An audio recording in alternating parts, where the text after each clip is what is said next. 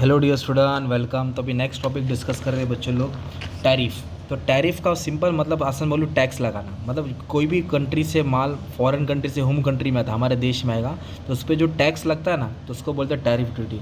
अब जैसे नहीं कि थाने पे टोल नाका ऑक्ट्रा लगता है, टोल नाका, क्योंकि बॉर्डर क्रॉस किया ना एक तरफ से।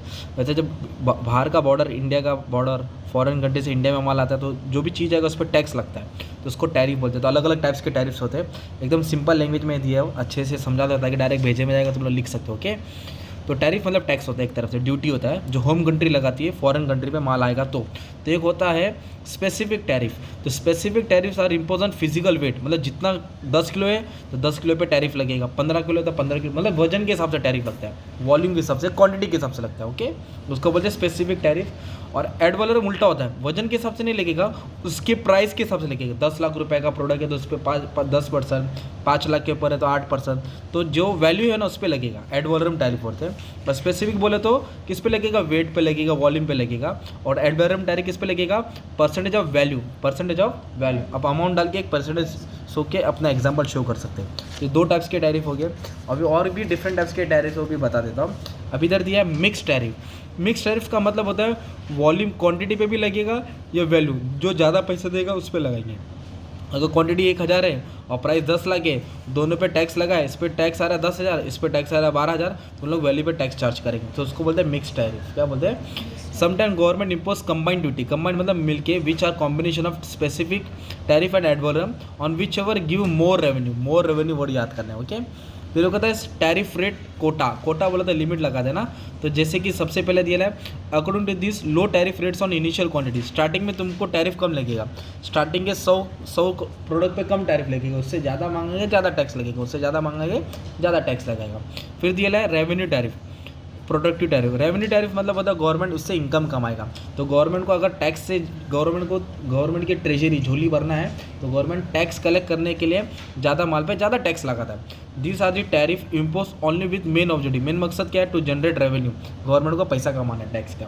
और प्रोटेक्टिव बोले तो वड़ा पाव को बचाना है, किससे बनाना है, बर्गर पिज़्ज़ा, है ना, बर्गर पिज़्ज़ा से बचा रहा है, क्योंकि ये फॉरेन कंट्री का प्रोडक्ट है।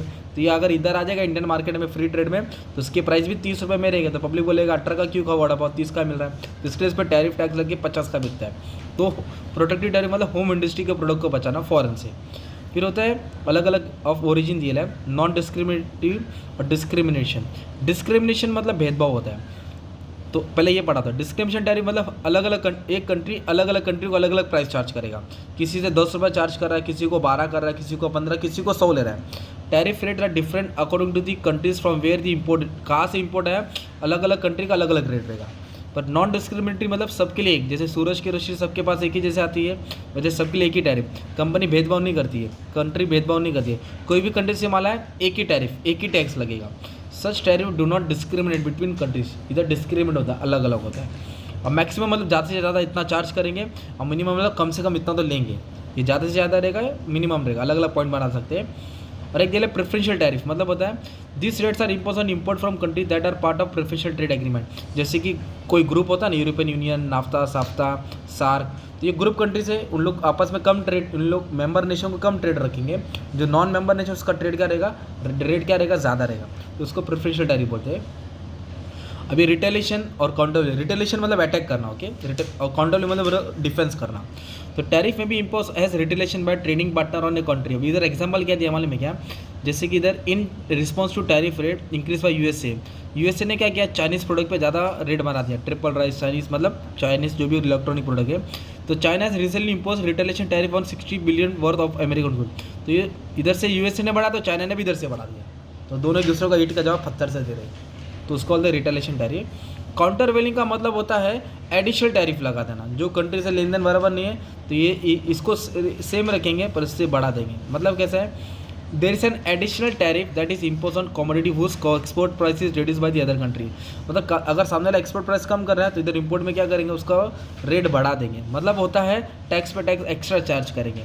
मतलब ताकि इंपोर्ट को क्या करेंगे लोग महंगा करेंगे, एक्सपोर्ट को सस्ता करेंगे, तो उसको बोलते हैं काउंटर वेलिंग। इसका उल्टा होता है, मतलब ये भी एक तरफ का टैरिफ है। इसमें क्या करता है मालूम है, उसको पीछे से अटैक करा है, इधर सामने से अटैक करा है, इधर पीछे से अटैक करा है टैरिफ का। तो आपको 7-8 पॉइंट लिखने का था, तो कोई भी पॉइंट एक्सप्लेन करा सकते थे। जैसे हो गया स्पेसिफिक एडवर्म टैरिफ, हो गया तुम्हारा मिक्स 3, 4, 5, 6, 7, 8, 9, 10, पीछे जाने की ज़रूरत ही नहीं है ना। बाकी का सब वीडियो अपलोड करते अच्छे से पढ़ लेना। और एक ये नॉन टैरिफ बैरियर, मतलब इसमें क्या है, टैक्स नहीं रहता, कोटा होता है, तो वो बाद में डिस्कस करेंगे।